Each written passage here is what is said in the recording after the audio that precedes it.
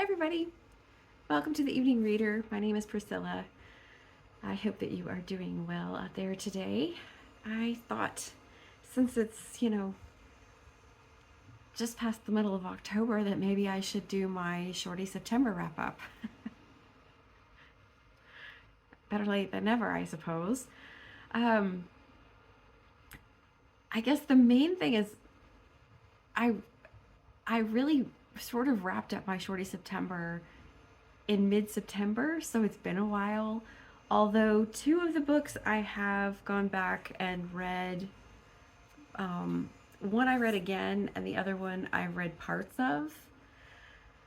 So maybe this won't be too bad of a wrap up. The other two books I just want to mention in a cursory fashion because they're sort of specific, to certain contexts or reading contexts, and I don't know how much everyone will be interested in them. So, yeah. So, Shorty September. It already feels like November. I this year is going so fast. So, yeah, and October has been the end of September for me was a vacation, and I did read three books at the end, in the last week and a half or 10 days or so of September, but they weren't shorty books. I ended up sort of impulse buying a couple of books and reading them, actually reading them, not putting them on the shelf. And then another book was a buddy read that I was doing with a friend of mine in Atlanta. So I did read those. And October's just sort of a black hole as far as reading goes. I'm reading one book. I've been reading that book since the beginning of October. And that's how that's going. So it's a buddy read. I'm reading Troubles by J.G. Farrell with Sarah from Roadworthy. And it's going okay. I mean, I'm not as far along as I need to be. I'm supposed to be 50% or probably a little more by now through. I'm about 40%. But, life is life. So what are you going to do? Okay. So, Shorty September. I have already talked about the first three books. Is it only three that I read? Mary Gaitskill's This Is Pleasure, Edna O'Brien's A Scandalous Woman, and then the third book, which I cannot remember. That's pretty much how things have been going lately. But I'll just move on from there.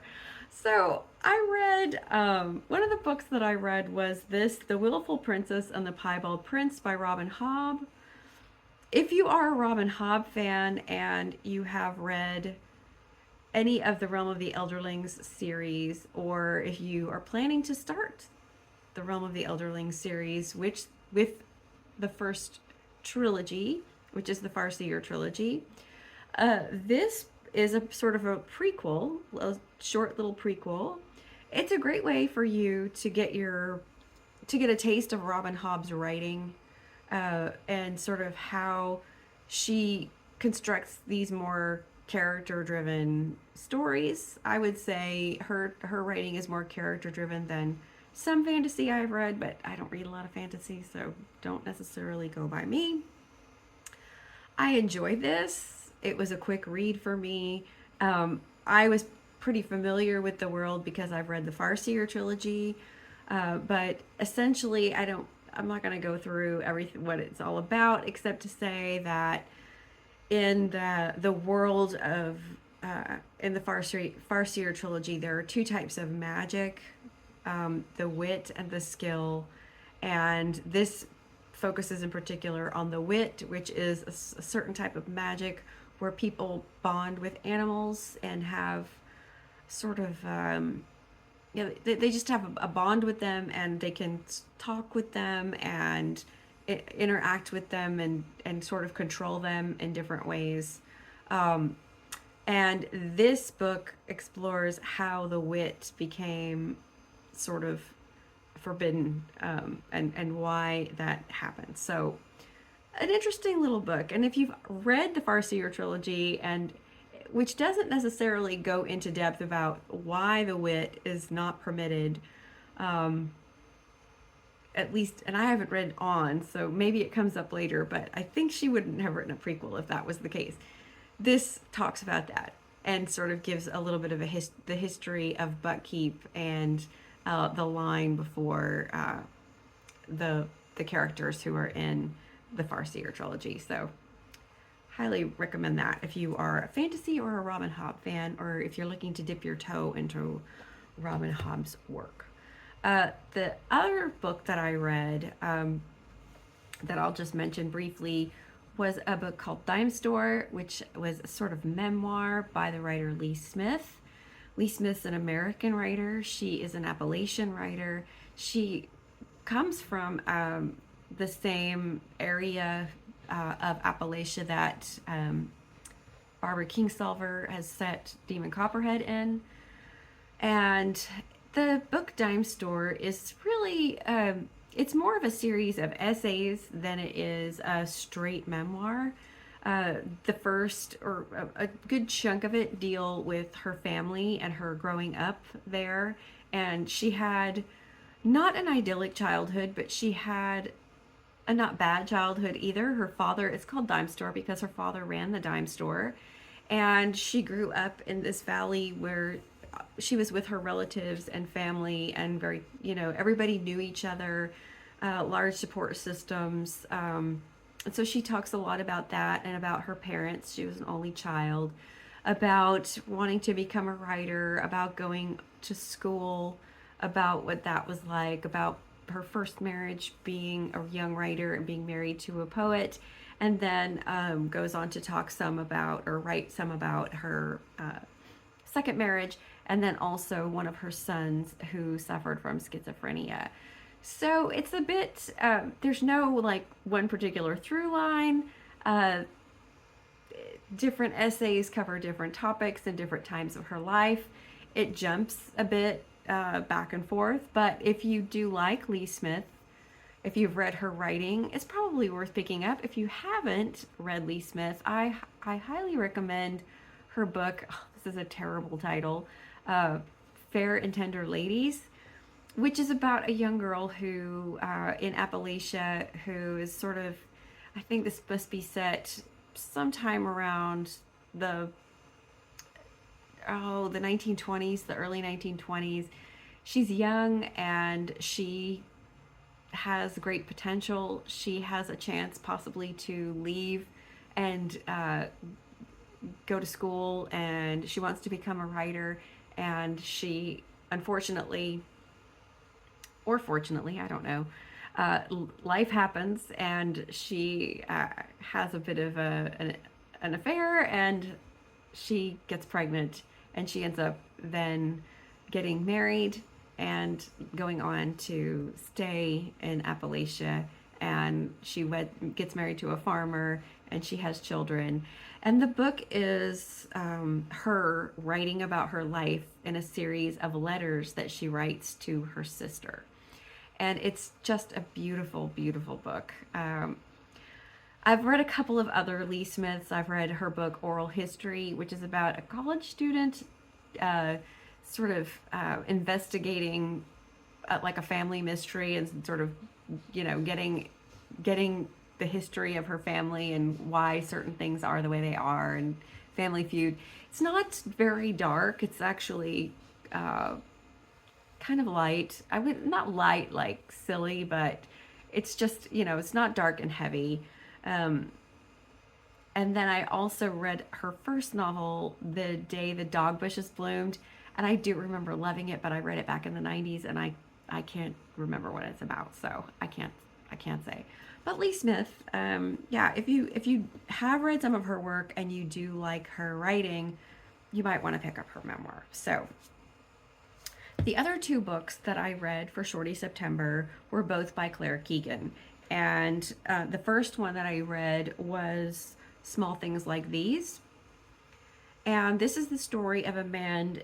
This is the story of a man named Bill Furlong, and it's set in 1985. And he is a coal and timber merchant in a town called New Ross. And it's coming upon Christmas, and there's sort of there it's tough times, tough economic times, and so a lot of stores have been closing lately, and factories are laying off workers or have laid off workers, and the story follows him through uh, December as he makes his deliveries, and sort of he's having a sort of midlife crisis, if you will. I think he's like supposed to be about 40 years old, maybe a little bit younger. He's got a wife named Eileen, and they have 5 children. And he's recently sort of become restless and feeling discontented with certain things.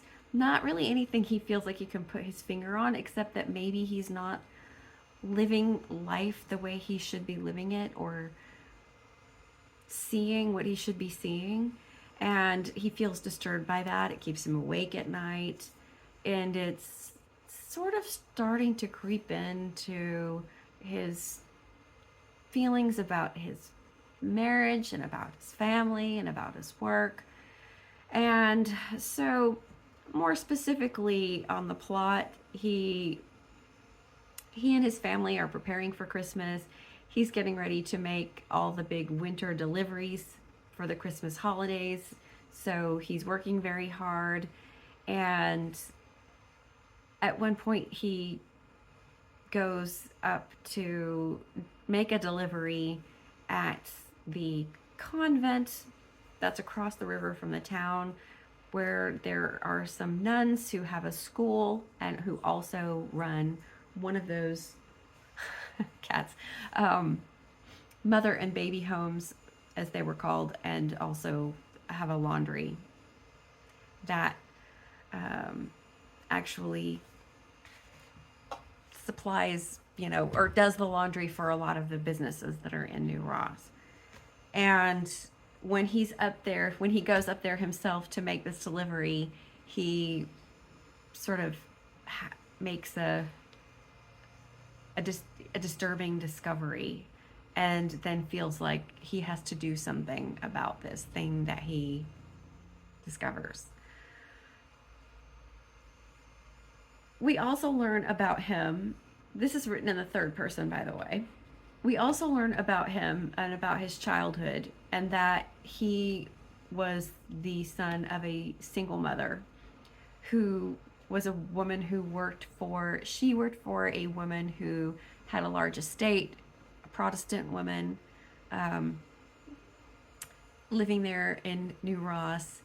And when his mother became pregnant with him, the woman, Mrs. Wilson, said, "You can stay and keep your job, and you can also keep your son, and you can raise him, or your baby, and you can raise him here." And so we learn a little bit about him growing up in Mrs. Wilson's house and what that was like. In the present day, his mother is gone, and Mrs. Wilson has also recently passed away. And Bill's only connection to Mrs. Wilson and that estate is the man who was the farmhand who worked with his mother on and worked for Mrs. Wilson, whose name was Ned. And at one point he thinks a lot about Ned, and he thinks a lot about his time with Mrs. Wilson. And so he's got a lot on his mind, and he's thinking a lot about the past, which is something that we find he normally doesn't do. He's worried about the future. And it's all sort of just coming at him from both sides. And he he gets to an inevitable point in the story where he must make a moral decision. And the interesting thing about this book is, so Claire Keegan, right? So this is short. It's not, it's not as short as her most recent one, which I think is only like 64 pages. This is 110 pages. And the only reason that I'm saying anything about it being short is because, Claire Keegan herself says that she believes that it's designed to be read more than once. It's written to be read more than one time, and that subsequent readings will yield more. So that's one of her things that she said about her most recent book was, well, maybe it's only 64 pages, but you're supposed to read it more than once. So really you're getting a lot more than just that. So, which is a fair argument, I would say. I completely agree with that. I think that anything that's really strong is worth rereading. So, the thing about this, I really enjoyed this story. I liked it the first time through, and then the second time through, I think it was deeper. I did get more out of it. There were certain things that I noticed about him. And I think, this is one of those stories where if you read it, it can seem very surface. It can seem very much like a good family man, at the holidays, discovers something upsetting, has a troubled conscience, thinks on his own past, and on what he's seen, and decides to make this moral choice and do this certain thing. And I don't mean to be cryptic, but I don't want to give the whole plot away. Of course, everybody on BookTube has talked about Claire Keegan, so maybe you already know the plot. Maybe you're already aware. But I think what Keegan does in this book that's so that gives it depth and gives it those layers is that if it was just that story, if it was just that simple, then it would be just a simple morality tale, and you could kind of just like set it down and just like done and dusted. Read that was great. Oh, her language choices are wonderful. Oh, her prose is economical and elegant. All true. But maybe you noticed some of this the first time. There were a few things I noticed the first time, and then I noticed a bit more nuance the second time through, which is that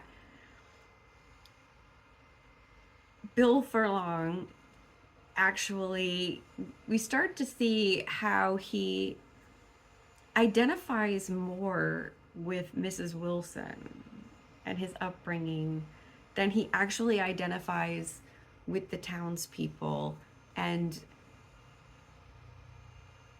why he makes this decision. His wife, Eileen, is a very pragmatic and practical person. Bill is he's a generous person. He's a bit anxious. He's a bit worried. And like, for example, he sees a little boy trying to get milk out of a cat bowl. And, he gives him the coins in his pocket. And his wife says, well, what's the good of that? Why are you doing that? Why, his own father needs to get himself together. So there's this sort of tension between the two of them, because he, and he's a bit taken aback by that, that she's sort of like, well, stay on the right side of things, and you shouldn't have any trouble. You shouldn't run into any trouble. And that almost with an attitude of, well, people bring it on themselves, and it's their own problem and their own fault, and why should we be stepping in to help? And he's sort of, with his upbringing, um, obviously was very lucky, was helped, that, he realizes on some level that his mother could have been one of the girls in the mother and baby home or working at the laundry, and he could have been put up for adoption somewhere in the United States or somewhere else and would not have had the life that he has. So it's an interesting tension, but there's an interesting moment where he's at home with his wife and daughters, and the daughters have written their letters to Santa, and he goes to put the letters on the mantle, and he notes that the mantle is covered with pictures of his wife's family, and then also a bunch of colorful knickknacks, I guess like holiday decorations that she's scattered up there.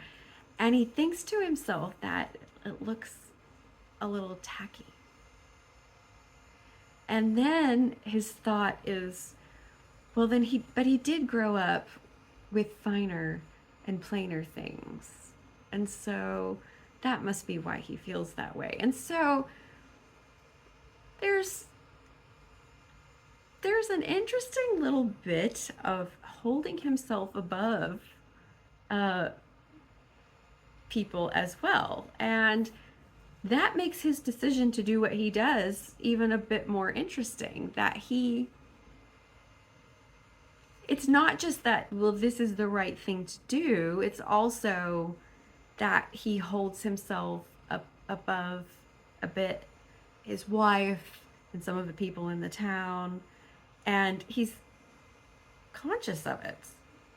It's not that he just is, well, he's had that upbringing and so it's just the natural thing for him to do. It registers in his mind. So I thought that was very deep and it's sort of nuanced. And so I think I'll probably read it again as well. The other book that I read by Claire Keegan was Foster, which I also enjoyed. I liked Small Things Like These a bit better. I think I liked Small Things Like These better just because Foster is, it has a child protagonist. And I don't always get on with child protagonists. This was fine. But it's a story of a young girl, not sure, she's never named, not sure how old she is, and it is told in the first person. So it is in present tense. So she's not a woman looking back. She is telling us the story in the present tense from her point of view. And she is being taken by her father to stay with relatives of her mother's. I think it might be her mother's sister, but it's not, I don't think that it's made entirely clear.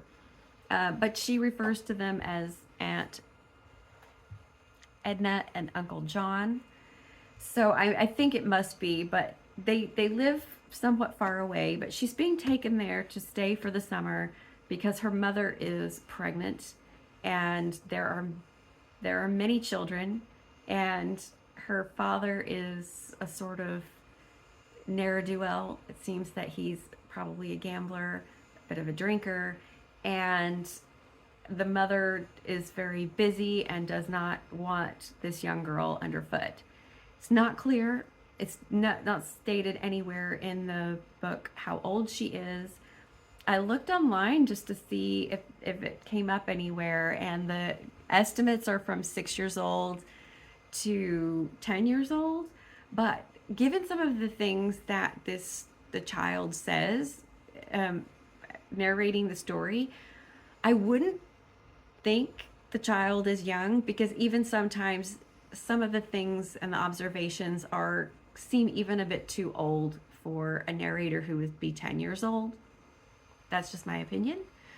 But I definitely think probably couldn't be much wouldn't be much younger than 8. Yeah, I think. And we never know why she in particular is sent away. That's the other thing that's never stated, um, or never, she doesn't ever dwell on that, um, because she has many siblings, and I'm guessing she must just be somewhere in the middle, and she must be, for some reason, particularly precocious or hard to handle because, if she were older, she would be put in charge of taking care of the younger children. And if she was too young to leave her mother, she'd be staying home. So there's that. We don't know how many siblings, I don't think, that she has. We just know there's another one on the way. And maybe some of the other children did get sent away. I don't know. Anyway, so she comes to this house, and she, on the way to this house, she's kind of telling herself stories. So she knows enough to know that there are stories out there where this could be bad. Like, they could be evil, bad people, or maybe they'll be okay. So whether she's read fairy tales or heard stories at school, um, we don't know. And so she's kind of trying to make a guess, and she gets there, and they turn out to be quite kind people, and she has some a little rough start. She wets the bed, which is sort of another clue that maybe she's not much older than 8, but also that she's got some kind of stress. She's definitely got there's something maybe that she's brought with her from home, some kind of stressful situation or something that, makes her, react this way. And then the story is just about her time there and how she grows fond of this couple and who they are and what she sees that is so different from the life that she has at home. I mean, and this one is set in 1981, and there's really no indication of the time. It could be earlier, except that there is a mention of a hunger strike, an IRA hunger strike that took place in the early 80s, and so that sort of sets the scene. But when she's talking about her own house and her own environs, environs, such a weird word to say. It could be the 50s, the 40s, the 50s, or the 60s, really, because she talks about, that they don't have an ice box, and so she's very impressed by the ice box that they have, and things like that, where it's she obviously does live in some poverty, and here's a couple that they run a nice farm, they have a nice house, everything's very clean, everything's very tidy, and the man, John, is very generous to his neighbors, and it's just a very different world. And it's sort of inevitable in the end that, of course, she's going to have to go home. And this is, again, it seems like a simple enough story of a young girl, I don't know, seeing another way to live. I think about that, the title Foster, and foster is obviously, they're fostering her in their home, but it's also foster, I think, in the sense of it puts ideas in her head. It gives her a picture of another way to live. It makes her realize that maybe she doesn't fit at home, in her own home, that it's not the place for her. And so the idea of like fostering dreams or fostering other ideas or, that kind of thing. So both of those books were absolutely beautiful. I can't say enough about her writing. It's just, like I said, economical, elegant prose. Very, you can tell that every word is very carefully chosen, and that she you know, there is one thing she says in this Guardian interview, and I'll put the link in the description box below. She says in this interview that she never thinks about themes, and she doesn't think about anything while she writes. She just thinks about the characters and their world. And I think on the one hand, okay, that does make sense. But then I'm also thinking, I don't know. I'm not saying that she thinks of a theme like, okay, foster children.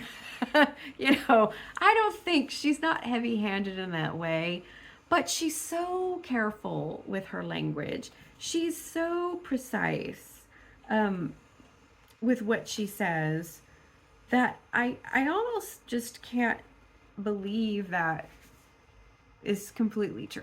So, I don't know. Yeah.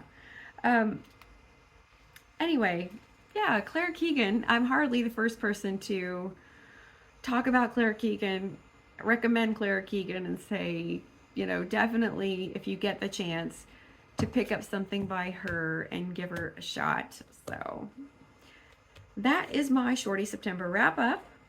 I have 3 other books I can, like I mentioned earlier, to talk about for September, but I will do that in another video. Maybe for Halloween.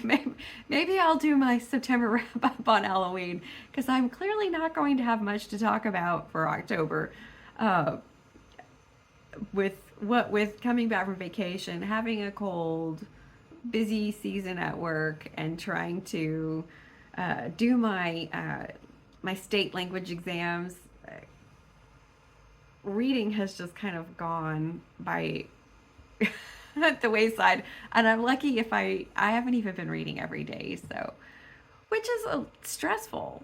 It's stressful not to have time to read. I don't know, maybe you guys don't feel that way, but for me, when I can't read, it's almost like, I don't know, like skipping a meal or something. Anyway, let me know if you've read any of these books, or if any of them sound interesting to you, and let me know maybe just in general what else you've got going on, or what you're reading lately. Would love to hear from you in the comments. And I hope that you are doing well, and I will see you on the next one. And thank you for taking the time, if you made it this far, to stick with me and listen to me babble about my Shorty September. I appreciate it. And oh gosh, I keep forgetting. Thank you to the hosts. Thank you to Bert and Sian. Thank you to Heather for hosting Shorty September. It was fun. I had a great time, and I really am looking forward to doing this event again next year. So I guess that's it for me. Take care out there, and I will see you again soon. Bye.